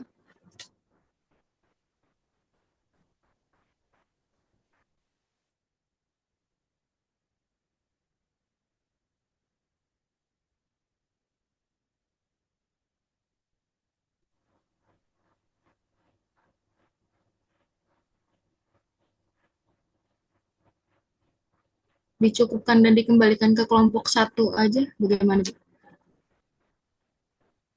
Oke, izin untuk mengembalikan ke kelompok 1. Terima kasih. Dan kelompok 2 izin untuk mendiskusikan jawaban terlebih dahulu. Oke, baik. Terima kasih kelompok 2 atas pemaparan materinya. Balik lagi ke kelompok 1. Untuk tadi yang sudah bertanya, yang pertama itu ada namanya pertanyaan dari si Ovi ya? Iya, dari Ovi. Pertanyaan dari Ovi itu tentang profil UMKM. Itu akan dijawab langsung dengan teman saya. Boleh, silakan. Oke, saya izin menjawab pertanyaan dari Ovi, yaitu cara mengatasi agar cara mengatasi agar UMKM itu lebih merata di pulau lainnya, bukan hanya terfokus di Pulau Jawa. Jadi seperti yang kita tahu bahwa banyak UMKM di Pulau Jawa itu, di luar Pulau Jawa itu memiliki hambatan dalam akses dan juga infrastruktur. Nah, oleh karena itu, dari pemerintah perlu membangun infrastruktur yang lebih merata. Contohnya dari akses jalan, listrik, dan juga akses ke internetnya. Kemudian pelaku UMKM di luar Pulau Jawa juga perlu adanya pendampingan dan juga pelatihan skill, terutama yang saat ini kita perlukan yaitu inovasi dan juga digitalisasi, supaya mereka itu lebih mudah masuk ke e-commerce. Kemudian pemerintah juga perlu mempermudah dalam akses modal, seperti yang kita sebutkan sebelumnya, yaitu dalam kredit usaha rakyat dengan bunga rendah. Jadi supaya UMKM itu tidak kesulitan mendapatkan modal. Kemudian yang terakhir, biasanya kan ada beberapa daerah yang punya eh, produk khasnya. Contohnya, kalau misalnya yang di Pekalongan itu kan produknya itu biasanya batik ya. Nah, daerah itu perlu memperkuat branding dari produknya supaya daerah tersebut punya daya tarik dan juga nilai tambah di mata konsumen. Dari Ovi, apakah ada pertanyaan lagi? Iya, atas jawabannya. Oke, terima kasih Ovi. Oke, selanjutnya akan dilanjut dari pertanyaan Satria. Satria, Bung Satria, apakah ada di sini?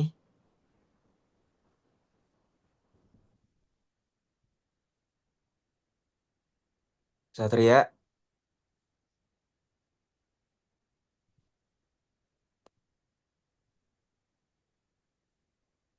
Oh, kita tunggu ya, supaya Satria juga mendengar apa yang ditanyakan.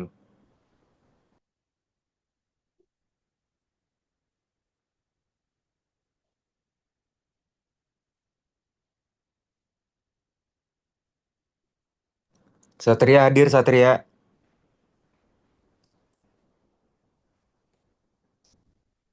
Sat,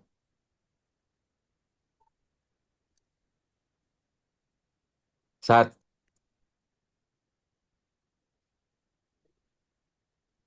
Eh, maaf Jevano sebelumnya karena saya tadi pakai earpods sempat Oke, dijawab, boleh diulang maaf. Enggak, ini Saya kebetulan memang memang saya belum jawab pertanyaan dari Bung Satria. Akan saya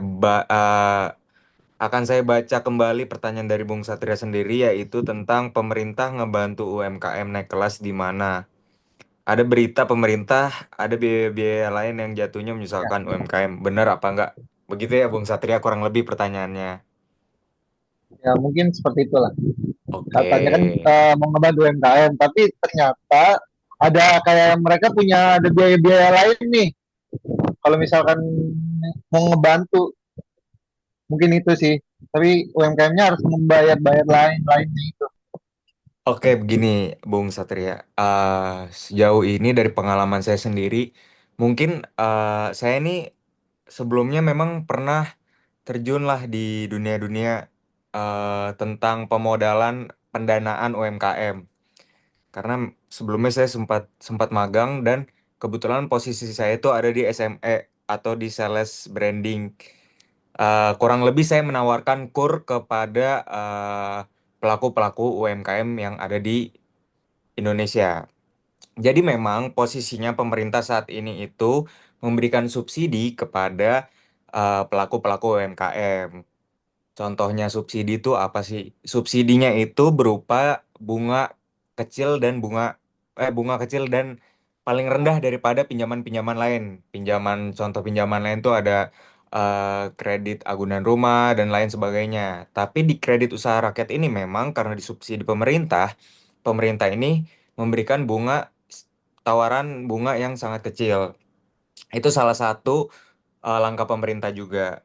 Selanjutnya, kalau ditanya tadi apakah ada pembiayaan-pembiayaan yang menyusahkan, untuk saat ini yang saya tahu tuh sebetulnya tidak ada pembiayaan-pembiayaan yang menyusahkan. Justru pemerintah full support UMKM untuk lebih bisa naik kelas lagi. Naik kelasnya itu dari eh, mereka diberikan kesempatan untuk meminjam dari beberapa kredit usaha rakyat. Dan yang kita tahu bahwasannya Kementerian Keuangan saat ini sedang memberikan uangnya itu disebarkan ke bank-bank BUMN. Nah, ini itu salah satu kebijakan pemerintah yang menurut saya itu bisa membuat potensi UMKM UMKM itu bisa naik kelas lagi karena secara logika, kalau pemerintah menyebarkan uang negara ke bank-bank sebanyak ini, justru bank itu akan membuat kebijakan untuk menghabiskan uang yang ada di mereka. Itu dengan cara bisa menurunkan bunga supaya UMKM-UMKM ini meminjam ke bank, sehingga UMKM-UMKM ini bisa menaikkan kelas. Contoh menaikkan kelas UMKM itu seperti apa sih? Yang pertama, menambah karyawan, membantu pembiayaan sewa jika mereka sewa gedung. Selanjutnya bisa renovasi dan juga beberapa upgrade-upgrade barang atau upgrade-upgrade fasilitas yang mereka punya. Nah, itu kan salah satu bentuk UMKM untuk menaikkan kelas. Dan itu sekarang posisinya memang menjadi fokus pemerintah karena yang kita tahu tadi UMKM itu memiliki peran vital di negara kita ini. Kurang lebih seperti itu, Bung Satria. Apakah cukup jelas? Mungkin cukup jelas, Bung Jeva. Mungkin jikalau memang saya ada pertanyaan lain mengenai hal itu, mungkin nanti. Oh Terima ya, boleh kasih. banget, Bung Satria. Langsung teleponan aja. Terima kasih Bung Satria atas pertanyaan yang menarik. Semoga ini juga menjadi pembelajaran bagi teman-teman sekalian. Selanjutnya ada satu pertanyaan lagi yang belum terjawab tadi. Itu pertanyaannya si siapa tadi ya? Dava, Ya, Dava. pertanyaannya Dava. Pertanyaannya Dava itu akan dijawab oleh Junifer. Silakan. Baik, untuk pertanyaan Dava tadi kan dalam cakupan pasar sudah ada UMKM yang ke pasar global. Contohnya itu apa aja? Jadi beberapa contohnya itu yang pertama ada Marta Tilaar Group. Awalnya si Marta Tilaar Group ini dari usaha kecil. Dia itu awalnya menjual jamu tradisional dan kosmetik lokal. Kini produknya diekspor ke lebih dari 20 negara termasuk Jepang, Timur Tengah, dan Eropa.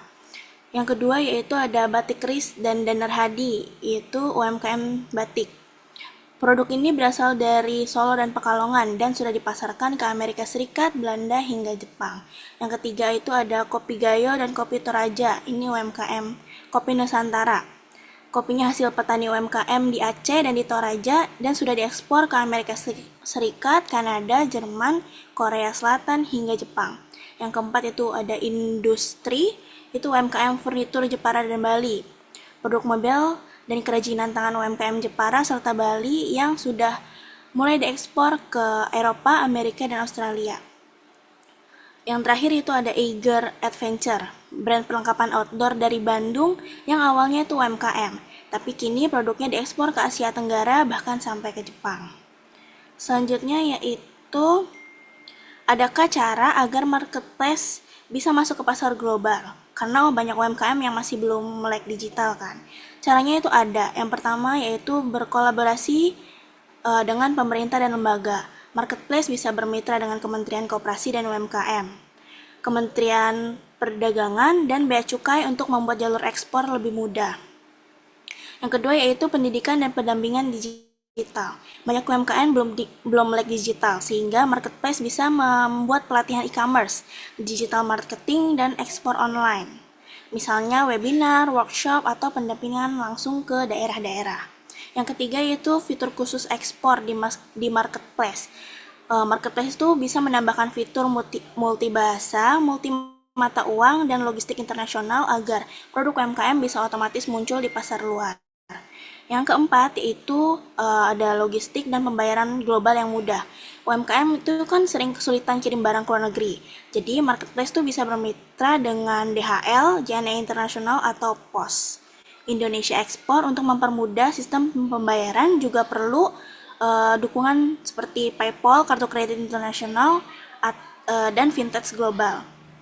Yang kelima yaitu ada kurasi dan branding produk UMKM. Marketplace bisa memilih UMKM dengan produk potensial seperti kopi, batik, kerajinan untuk dipromosikan di pasar global. Yang keenam itu ada program subsidi dan insentif. Marketplace sama pemerintah itu bisa memberikan subsidi ongkir internasional, diskon biaya admin, atau promosi gratis untuk UMKM yang baru ingin ekspor. Apakah menjawab, Kak?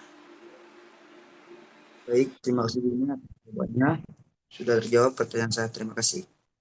Terima kasih Dava banyak. tadi bertanyanya pas di awal itu bertanya tanpa bergantung pada marketplace atau bergantung pada marketplace. Tanpa bergantung pada marketplace, Bu, sebenarnya. Apa nanti kita bahas ya? Ya, lanjutkan aja. Oke, mungkin tadi dari kelompok kami sendiri itu pertanyaannya ada tiga dan tiga-tiganya sudah dijawab. Terima kasih semuanya yang sudah mendengarkan. Mungkin dari kelompok kami izin pamit undur diri. Mohon maaf apabila ada jawaban-jawaban yang mungkin kurang terjawab. Uh, Kurang lebihnya kami minta mohon maaf. Untuk selanjutnya saya kembalikan kepada kelompok dua lagi. Terima kasih.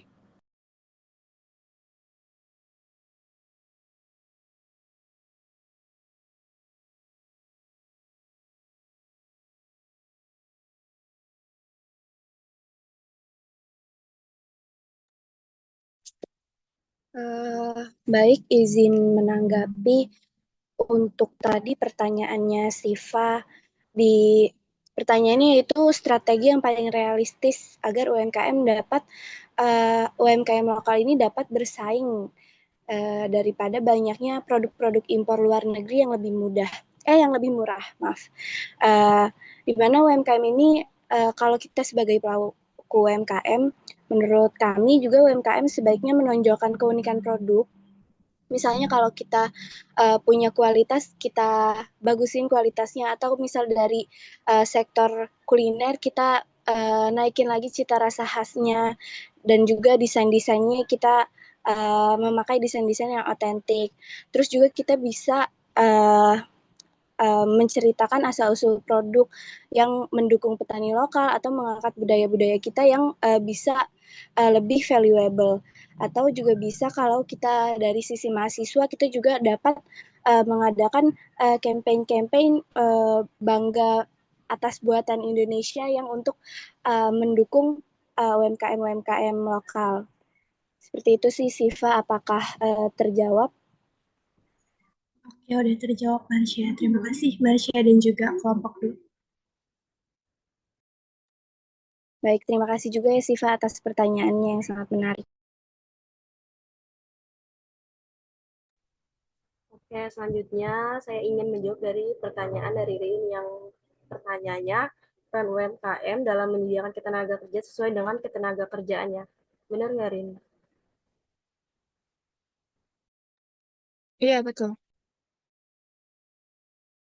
Nah, menurut hasil diskusi kelompok kami, yaitu UMKM menyediakan ruangan bagi pekerja informal, yaitu pekerja yang tidak selalu mendapatkan akses ke pekerjaan formal seperti di perusahaan-perusahaan besar. Jadi, hal ini pastinya sangat membantu bagi mereka yang mencari pekerjaan yang tidak memiliki ijazah yang tinggi atau pengalaman kerja formal atau keahlian khusus. Terus selanjutnya kan banyak juga UMKM yang mendapatkan jasa kerja yang lebih fleksibel. Contohnya kayak bagi ibu rumah tangga atau mahasiswa atau lansia yang ingin tetap produktif atau secara ekonomi tuh mereka tetap ingin bekerja. Terus yang ketiga ada UMKM yang memberikan pelatihan kerja secara langsung on the job training. Nah, pelatihan ini tuh pastinya akan membantu untuk memberikan peluang bagi mereka yang ingin bekerja untuk meningkatkan keterampilan teknis dan manajerialnya dalam dunia pekerjaan. Apakah terjawab, Rin? Oke, udah cukup terjawab. Makasih Sabrina dan kelompok 2. Oke, makasih Ririn.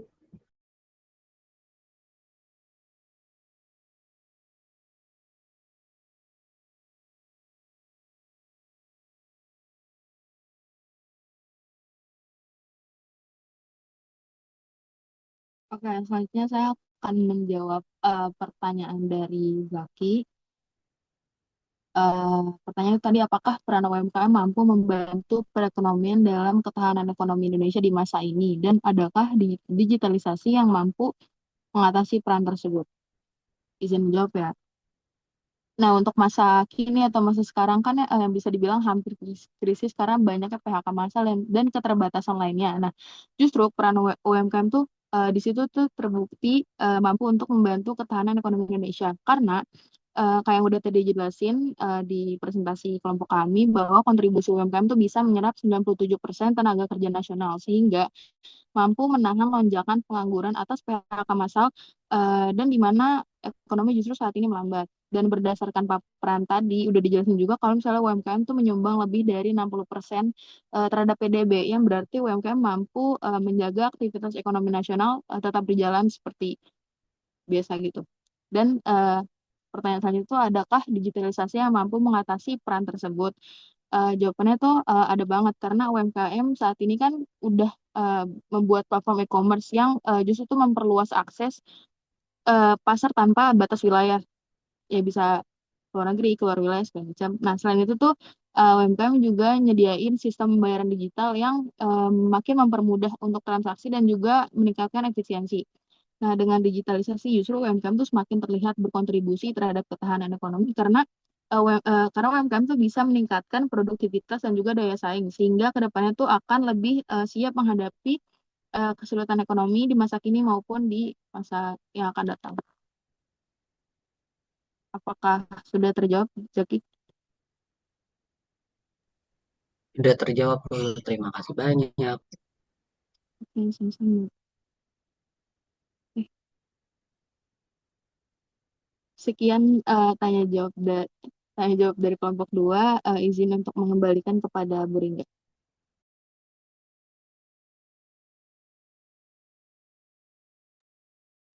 Oke, terima kasih untuk teman-teman kelompok 1 dan kelompok 2. Tadi ini ya, mungkin ada miss tadi pertanyaan yang dari Dava.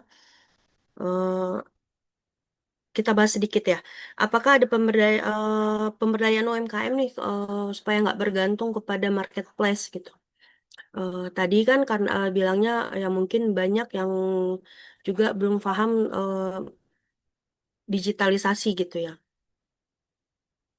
Nah, sebenarnya banyak ya. Eh, Misalnya gini, NGO atau LSM yang membantu eh, lembaga swadaya masyarakat gitu, yang mereka membantu masyarakat sekitar gitu. Nah, itu bisa membantu memasarkan sekalian gitu. Nah, nanti LSM-nya yang akan membuat marketplace sendiri, bisa mereka membuat web sendiri atau enggak mereka akan bergabung di marketplace besar gitu. Nah, itu salah satu yang membantu. Atau misalnya kita bisa para UMKM itu eh, bergabung dengan koperasi gitu. Nah, dengan adanya koperasi tersebut sebenarnya kurang lebih sama ya antara LSM dan koperasi gitu, tujuannya sama. Nah, mereka akan membantu salah satunya adalah untuk memasarkan gitu. Nah, tapi di balik itu semua tetap eh, kita nggak bisa memungkiri kita harus aktif juga. Orang UMKM itu bilang nggak bisa nih. Nggak bakal bisa nih belajar digital, aduh pusing nih gitu. Tapi kalau supaya barangnya laku, supaya produknya laku ya mereka harus mengupgrade ilmunya juga gitu. Nah, jadi misal ya ya dengan cara berbagai macam cara ikut pelatihan dan lain sebagainya gitu. Tapi untuk sarananya sebenarnya banyak gitu. Salah satunya ada koperasi dan LSM atau NGO. Gitu ya Dava ya. Nah, yang pasti apalagi kita nggak masalah kalau kita misalnya nggak ada juga kok beberapa perusahaan usaha-usaha gitu kalau misalnya kayak tadi ada yang bilang kita tuh harus membuat produk yang otentik gitu, yang bakal dicari sama orang nih gitu, yang nggak punya kesamaan dengan orang lain gitu. Mau ke pelosok pun walaupun nggak punya eh, toko online pun gitu pasti itu akan dicari gitu. Kita punya sesuatu yang bisa menjadi pembeda dengan yang lain gitu. Kalau seandainya barangnya itu sama gitu, ya bisa orang lebih mudah mencari ke tempat lain gitu. Kayak kita aja, misalnya teman-teman sekarang gitu, biasanya mungkin kalau beli baju gitu ke pasar atau ke swalayan atau ke mall gitu. Kalau sekarang lebih suka apa? Lebih suka beli online pasti. Karena saya pribadi pun suka beli online gitu. Karena kadang kita udah capek nawarnya gitu. Ternyata kadang orangnya jutek kan males ya.